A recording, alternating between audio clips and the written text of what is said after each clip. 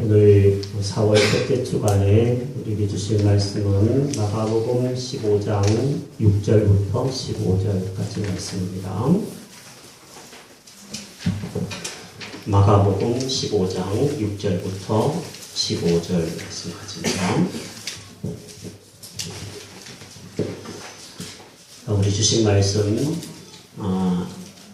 입술로, 여러분의 입술로 또 저의 입술로 고백하면서 먼저 은혜가 되기를 바랍니다. 함께 읽겠습니다. 시작. 명절이 되면 백성들이 요구하는 대로 죄수 한 사람을 놓아주는 전례가 있더니 밀란을 꾸미고 그 밀란 중에 살인하고 체포된 자 중에 바라바라 하는 자가 있는지라. 우리가 나아가서 전례대로 하여 주기를 요구한데 빌라도가 대답하여 이르되 너희는 내가 유대인의 왕을 너희에게 놓아주기를 원하느냐 하니, 이는 그가 대제사장들이 시기로 예수를 넘겨준 줄 알미러라. 그러나 대제사장들이 우리를 충동하여 도리어 바라바를 놓아달라 하게 하니, 빌라도가 또 대답하여 이르되 그러면 너희가 유대인의 왕이라 하는 일을 내가 어떻게 하랴. 그들이 다시 소리 지르되 그를 십자가에 못 박게 하소서. 빌라도가 이르되 어찌미냐 무슨 악한 일을 하였느냐 하니 더욱 소리 지르되 십자가에 못 박게 하소서 하는지라.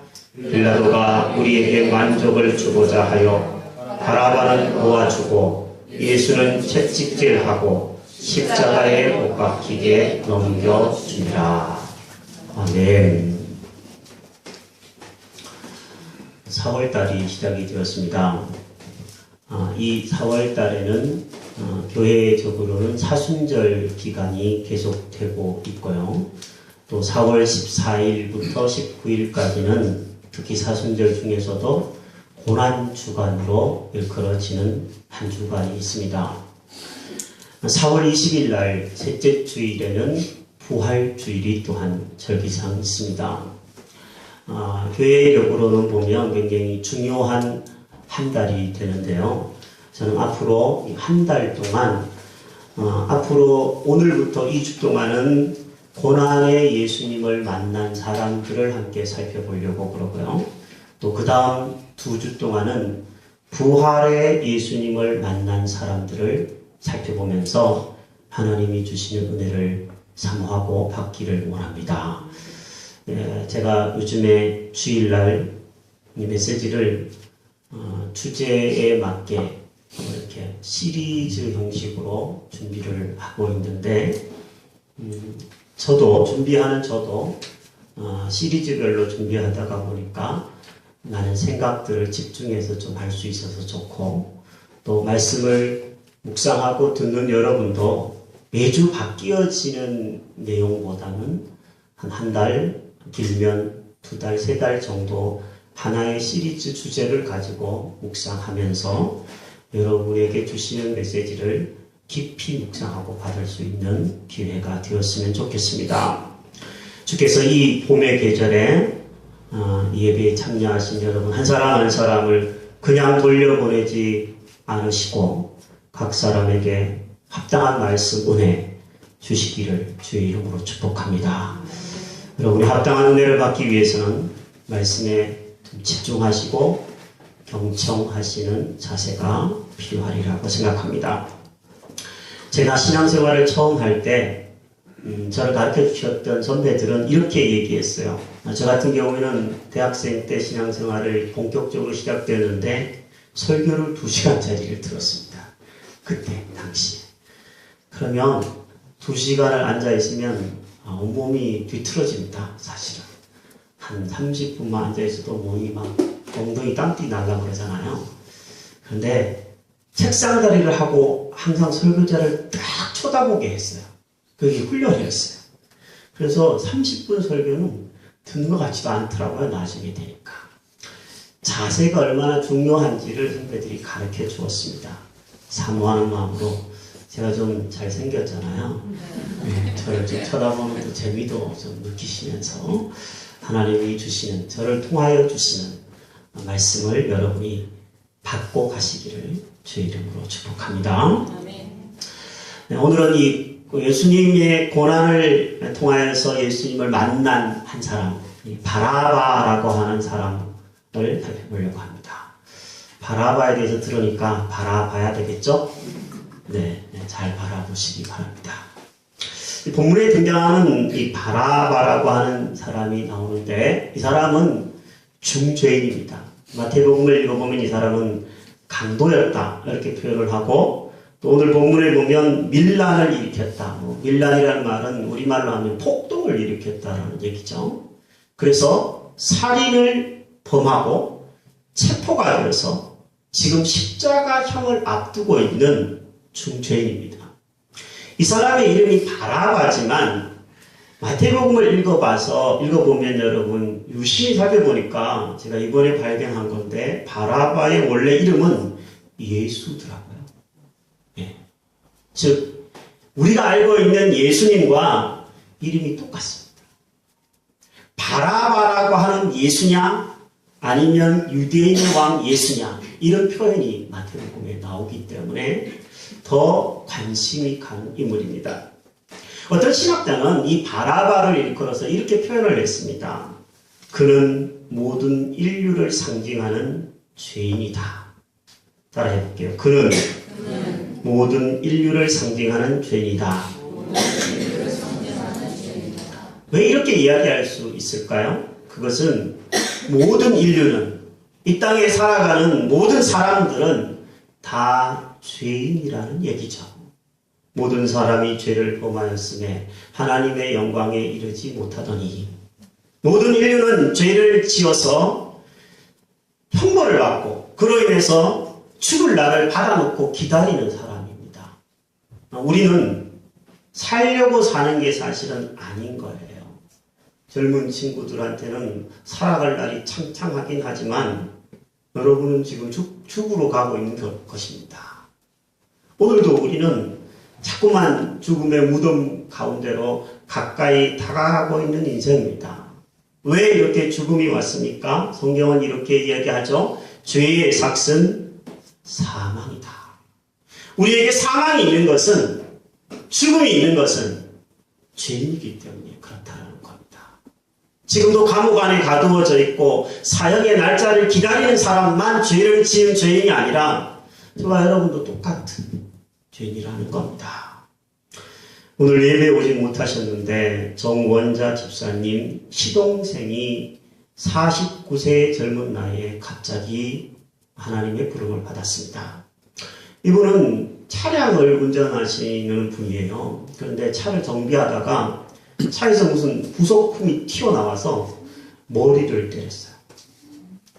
근데 무슨 부속품이 그렇게 있을 정도인가 싶은데 머리를 그냥 순간적으로 탁 맞아서 혼수 상태에 빠졌습니다. 머리가 함몰되고 여러 차례 수술을 거치고 2달 동안 병원에서 혼수 상태에 있으시다가 금요일날 하나님의 부름을 받았습니다. 참 젊은 나이이고 장례식장에 잠깐 갔다 왔는데 참 안타깝더라고요. 부인 되시는 분도 성도님이시고 딸도 이제 2딸이 있는데 참 가녀리고 참 마음이 짠하더라고요.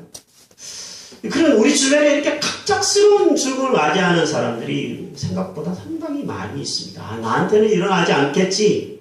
그런 생각을 하고 우리가 흔히 살지만 언제 어떻게 되어질지 우리는 아무도 장담할 수 없습니다. 그래서 어떤 목사님은 그런 이야기를 하더라고요. 내가 예배를 집도하는 그 예배가 어떤 분에게는 마지막일 수 있으니까 그런 마음으로 메시지를 전하라 이렇게 말하는 목사님들이 선배 목사님들 중에는 있습니다. 저는 여러분을 다시 뵙기를 바랍니다. 하지만 언제 어떻게 될지 모르는 것이 우리의 인생이니까 항상 준비를 해야 합니다. 우리도 모양은 다르지만 언젠가 이 땅을 떠나게 될 것입니다. 장수하시고 하나님 곁으로 가시기를 축복합니다. 하지만 모든 사람들이 그렇지는 않기 때문에 우리는 장수를 하든 또 일찍 사고로 하나님 앞에 가든 죽을 날이 다 정해져 있습니다. 받아놓고 있는 사람들이죠. 죄의 감옥에 가두어져 있는 사형수들이 우리입니다. 바라바는 감옥에서 스스로 헤어나올 수 있는 힘이 없었습니다. 감옥이라는 것이 안에는 문이 없잖아요. 손잡이가 없대요. 바깥에만 손잡이가 있습니다. 그 스스로는 죄의 감옥에서 어떻게 해결할 수 없는 인생이었지만 우리도 사실은 마찬가지입니다. 우리 스스로 이 죄의 감옥에서 벗어날 수 있는 사람은 아무도 없습니다. 그러므로 바라바는 바로 여러분이고 저입니다.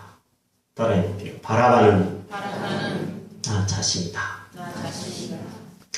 어떤 신학자의 이야기였지만 우리는 충분히 공감을 하리라고 생각합니다. 두 번째로 우리가 이 바라바를 통해서 알게 되는 사실이 있다면 예수님이 바라바를 대신해서 죽으셨다라는 겁니다. 따라해볼게요. 예수님이 바라바를 대신해서 죽으셨습니다. 이 바라바라고 하는 사람과는 달리 예수님은 평생을 무지한 자를 가르치시고 병든 자를 고치셨습니다. 천국 복음을 전파하시고 어떤 때는 가난한 사람에게 먹을 것을 제공하시면서 놀라운 기적을 일으키셨던 분이 예수님이시죠. 예수님은 하나님의 아들이시고 무죄하신 유일한 인간이셨습니다. 히브리서 4장 15절은 예수님을 이렇게 표현하셨습니다. 우리에게 있는 대제사장은 우리의 연약함을 동정하지 못하실 이가 아니오 모든 일에 우리와 똑같이 시험을 받으신 이로되 죄는 없으시니라. 아멘. 예수님은 죄가 없으신데도 십자가에 죽으셔야만 했습니다. 본문에 보면 이 총독 빌라도에 대한 이야기가 나옵니다. 빌라도는 오랫동안 총독으로 지냈던 사람이고 정치인이고 재판관이었기 때문에 보면 진짜로 죄가 있어서 붙잡혀 왔는지 아니면 그렇지 않은지를 어느 정도 알고 있는 사람이었습니다. 이 빌라도는요, 예수님이 대제사장들의 시기심에 의해서 붙잡혀 왔다라는 것을 알았습니다. 10절이 그것을 얘기해 주고 있죠. 그가 대제사장들의 시기로 예수를 넘겨준 줄 알미러라. 마태복음의 비슷한 구절을 읽어보면요, 빌라도뿐만 아니라 당시에 그 지역을 다스렸던 분봉왕 헤롯도 예수님이 죄가 없다는 것을 알고 있었습니다. 뻔히 알고 있으면서도 왜 예수님을 십자가에 내어줄 수밖에 없었냐 하면 무리들이 들고 일어났기 때문입니다. 여론은 무서운 겁니다. 대제사장들이 사람들, 군중들을 자극해서 예수 그리스도를 십자가에 못 박고 바라바를 살리라고 폭동을 일으킬 기세였기 때문에 정치인이었던 본디오 빌라도와 헤롯은 예수님을 내어줄 수밖에 없었습니다. 자기 자리를 지킬 수 있는 길이라고 판단했기 때문이겠죠. 여하튼 이렇게 예수님은 시기로 죄가 없으심에도 바라바를 대신하여서 십자가를 지셨습니다. 쉽게 말하면 바라바가 져야 할 그 십자가를 예수님이 대신 지신 거죠. 그런데 여기에서 아주 큰 결과가 찾아옵니다. 그것은 바라바라고 하는 사람의 입장에서 보면 자신이 져야 할 십자가가 감옥의 뜰 안에 있었는데 그 십자가를 자신이 지지 않고 예수님이 대신 지시는 바람에 자기가 살아났다는 것이 가장 큰 변화입니다. 바로 이 바라바를 생각하면 예수님의 그 죽으심, 인류를 위한 저와 여러분들을 향한 대신 죽으신 대속의 죽음을 떠올리게 되어진 줄 압니다.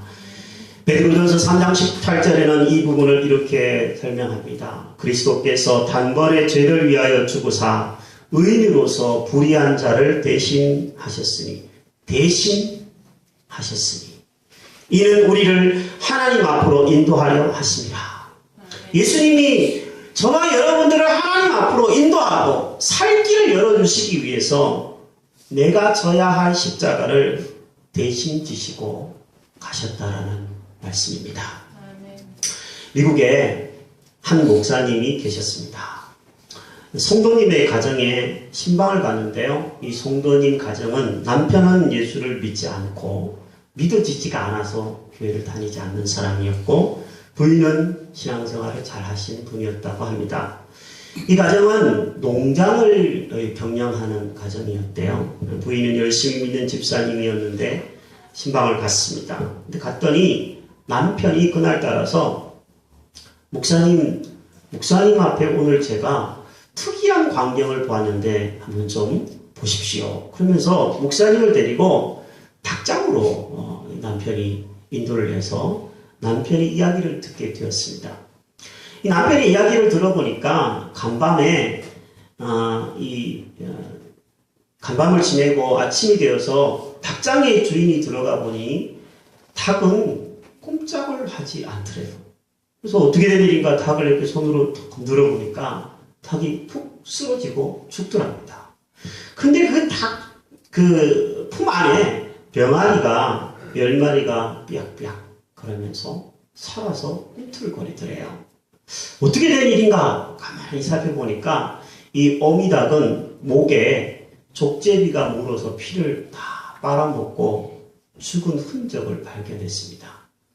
사연은 목사님 이렇습니다.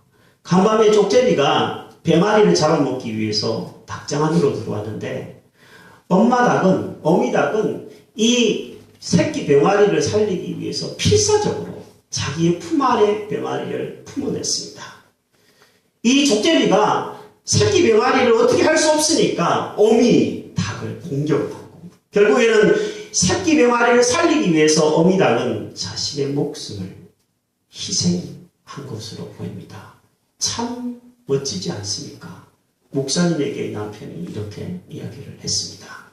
목사님은 예수 그리스도를 전할 기회다 생각하고 이 남편에게 다음과 같이 설명을 했습니다. 어미닭처럼 예수님이 저와 선생님을 대신해서 십자가의 고난을 지시고 피를 흘리셨습니다. 그리하여 우리가 함께 살게 되었습니다. 그것이 바로 하나님의 아들이신 예수님이 십자가를 지신 이유입니다. 설명을 해줬더니 이 남편이 그 다음 주부터 교회에 출석하게 되고 예수님을 믿는 신실한 성도가 되었다. 이런 일화가 있습니다. 예수님이 바라바를 대신해 죽으심으로 바라바가 살아났습니다. 여러분 바라바가 한 일이 뭡니까? 착한 일을 했습니까? 아닙니다. 바라바가 한 일이 뭡니까? 나가서 선한 일들을 많이 해서 많은 사람들을 옳은 대로 돌아오게 했습니까? 그래서 살아났습니까? 아닙니다.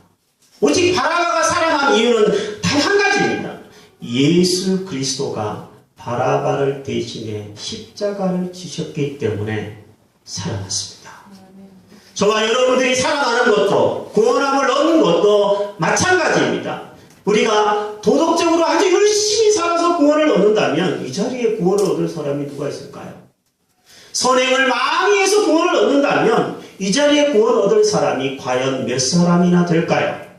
우리는 그런 것으로 구원을 얻고 영생을 얻는 것이 아니라 예수 그리스도를 믿음으로 영생을 얻게 되는 줄 믿습니다.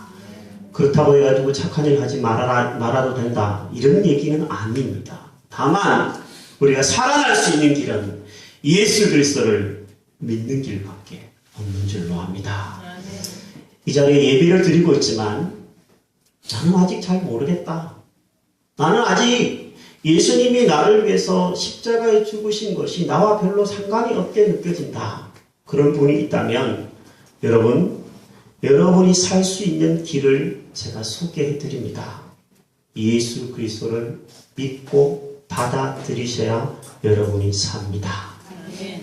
여러분은 그것을 받아들이든지 받아들이지 않든지는 선택입니다. 하지만 받아들이지 않으면 여전히 여러분은 죄의 감옥에서 계속 머물 뿐입니다. 죄로 인해서 영원한 형벌을 당할 수밖에 없을 것입니다.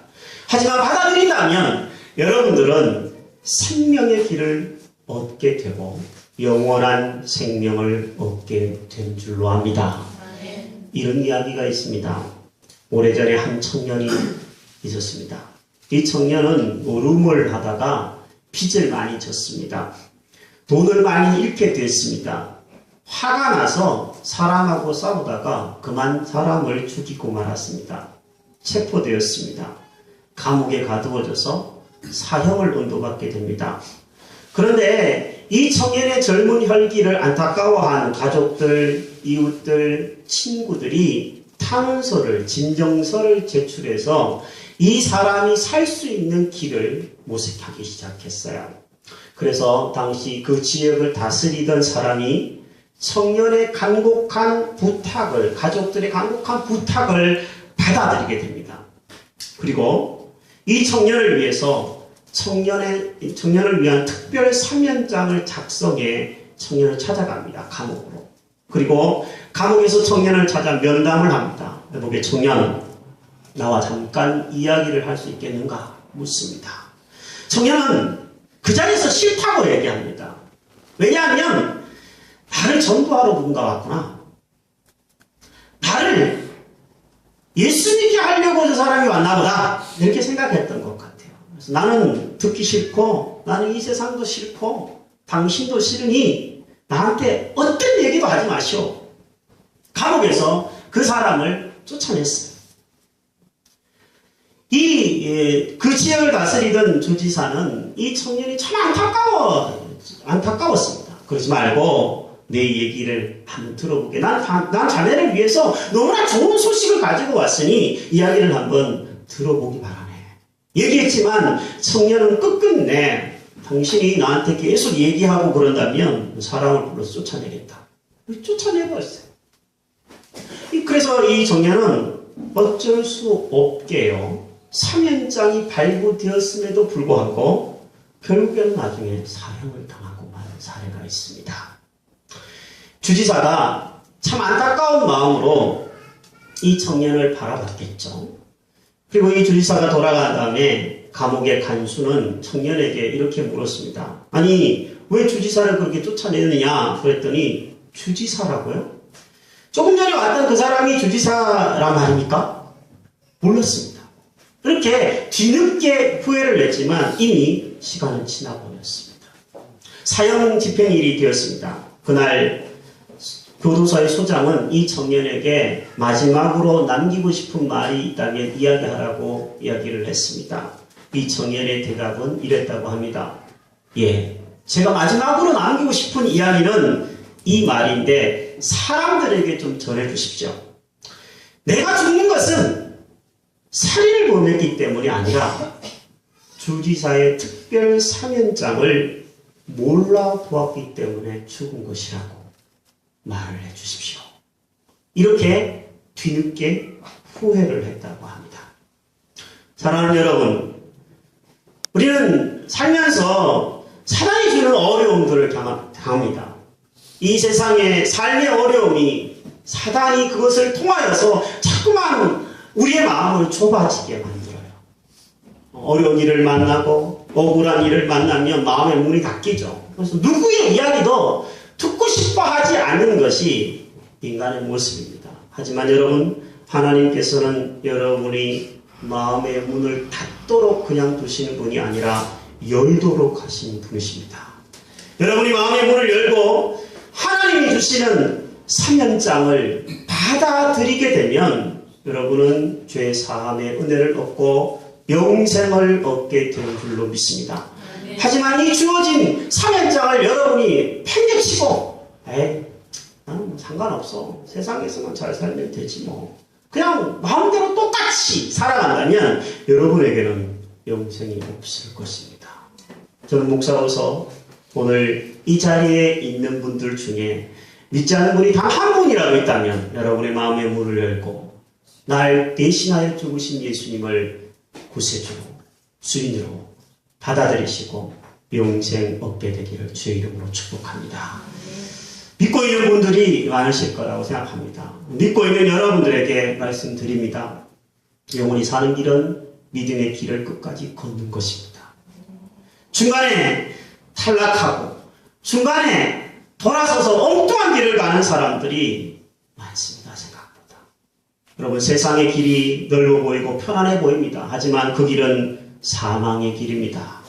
예수 믿는 길은 좁고 험하지만 생명의 길입니다. 잠시 곁길로 나갔다가 오늘 예배에 오신 분이 있다면 빨리 돌아오시기 바랍니다. 그것이 여러분이 사는 길이기 때문에 여러분에게 말씀드리고 싶습니다. 자, 이렇게 예수 그리스도께서 나를 대신하여서 우리를 대신하여 십자가를 지시고 우리가 살아날 수 있는 길이 있다면, 살아났다면 우리는 어떻게 살아야 될까요? 저는 두 가지로 여러분에게 말씀드리고 싶습니다. 첫 번째는 이렇게 우리가 예수님을 통하여서 살 수 있었다면 평생 예수님께 감사하며 살기를 바랍니다.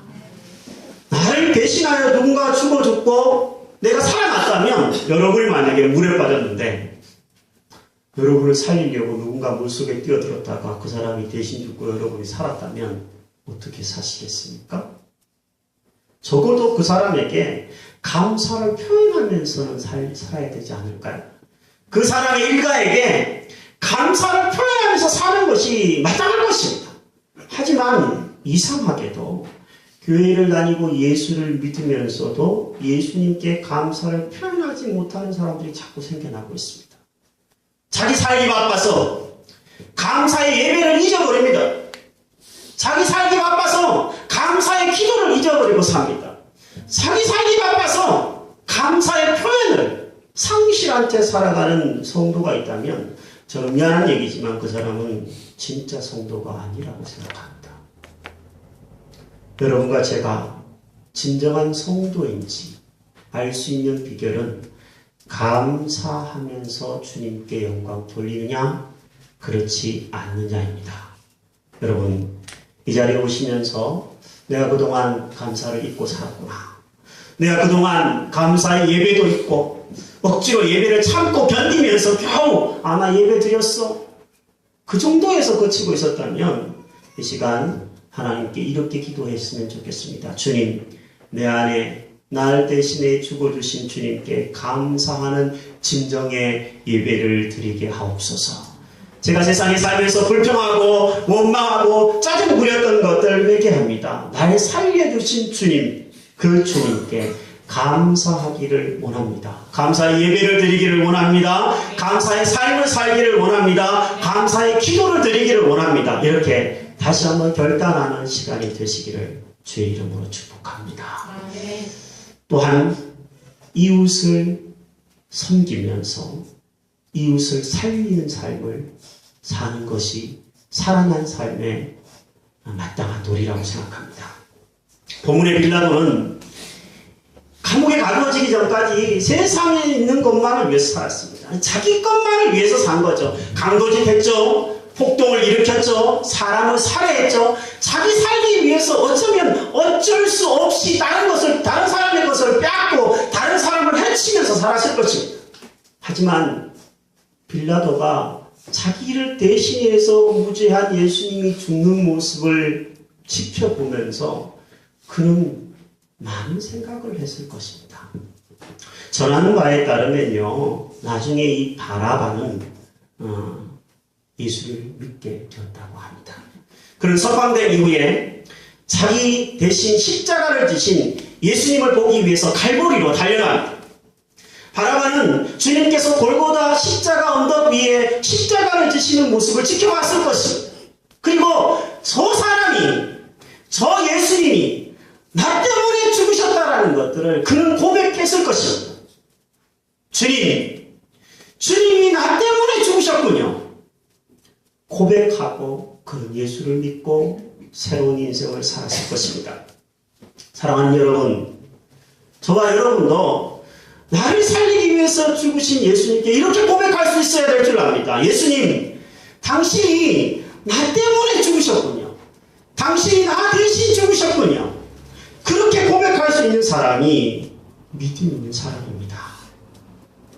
그가 찔림은 우리의 허물을 인하며 그가 상함은 우리의 죄악을 인함이라. 그가 징계를 받음으로 우리가 평화를 누리고 그가 채찍에 맞음으로 우리가 나음을 입었도다. 여기 우리라고 하는 말에 여러분 자신의 이름을 넣어서 한 번 더 읽어보도록 하겠습니다. 주보에 이달의 방송 구절 같이 한번 우리에다가 나의 이름을 넣어서 한번 읽어봅니다. 시작. 그가 찔림은 나의 허물을 인하며 그가 상함은 나의 죄악을 인함이라. 그가 징계를 받음으로 내가 평화를 누리고 그가 채찍에 맞음으로 내가 나음을 입었도다. 아멘. 여러분 나에게 평화를 주시고 나에게 나음을 주시고 나에게 영생을 주시기 위해서 대신 죽어주신 그 주님, 평생 그 주님을 향하여서 감사하면서 살아가는 저와 여러분들이 되기를 바랍니다. 나아가서 그 주님의 소식을 다른 사람들에게 전하면서 도적질 하던 인생이 변화되어져 남에게 나눠주는 인생으로 변화되기를 바라고요. 폭동을 일으키면서 밀란을 일으켰던 삶이, 평화를 깨뜨렸던 삶이 평화를 만들어내는 삶이 되기를 바라며, 또한 이웃을 해치는 삶이 아니라 이웃을 살리는 삶으로 변화되어지는 참된 그리스도인 저와 여러분들이 되기를 바랍니다. 자기만 위해서 사는 인생은 가치가 50점이라면 이웃을 위해 살고 다른 사람을 살리면서 살고 주님께 감사하며 영광을 돌리면서 사는 인생은 100점짜리 인생인 줄로 합니다. 여러분 100점짜리 인생 되시기를 주의 이름으로 축복합니다. 이 시간 함께 한번 말씀